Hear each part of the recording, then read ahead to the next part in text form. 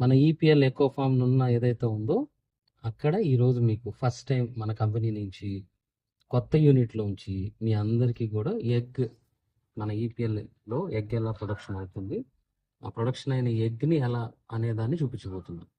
So ఇప్పుడు ఇక్కడ మనకి ప్యూపా దశలో కొన్ని ఇలాగ వచ్చి ఏదైతే ఉంటాయో వాటన్నిటిని కూడా సేకరించి మనకు ఒక ప్రత్యేకమైనటువంటి ల్యాబ్ ఉంది. ఆ ల్యాబ్లో చేయటం జరుగుద్ది.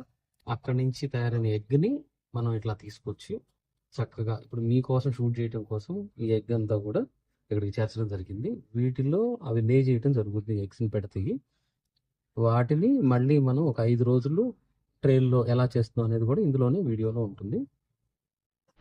ఇప్పుడు మనం ఎగ్ తీస్తున్నాము. చెక్కల్లో పెట్టేవి ఎగ్స్ని చక్కగా. ఇది మన ఫస్ట్ బ్యాచ్ మొన్నలో ఎగ్ తీయటం అనేది ఇదే.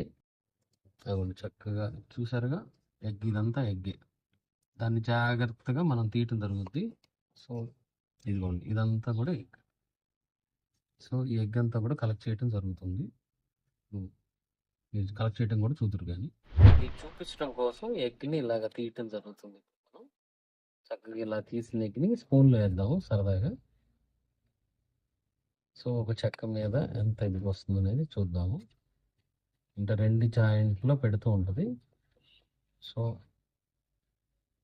ఎగ్ ఇది చూడటానికి క్లోజప్లో ఎలా ఉంటుందంటే మీకు బియ్యం గింజ, గోధుమ గింజ లాగా కనపడుతుంది. భలే ఉంటుంది. క్లోజప్ కూడా పెడతాం ఫోటో ఇందులో. ఎగ్ ఎలా ఉంటుందో అందరూ సరదాగా చూడండి. సో ఇలాగ మన ప్రతి ప్రొడక్షన్ యూనిట్లో కూడా అక్కడే ఎగ్ ప్రొడక్షన్ అవుద్ది, అక్కడే హ్యాచింగ్ జరుగుద్ది, అక్కడే ఇవ్వటం కూడా జరుగుద్ది. మీకు లైవ్ కానీ డ్రై కానీ. అలాగే ఇప్పుడు మనం తొందరలోనే మనం కోళ్ళ దానా తీసుకొస్తున్నాం కదా, దాంట్లో ఏంటంటే దీని కాంబినేషన్లో ఉన్న ప్రోటీన్ని చక్కగా సైంటిఫిక్ పద్ధతుల్లో కలపడం జరుగుద్ది.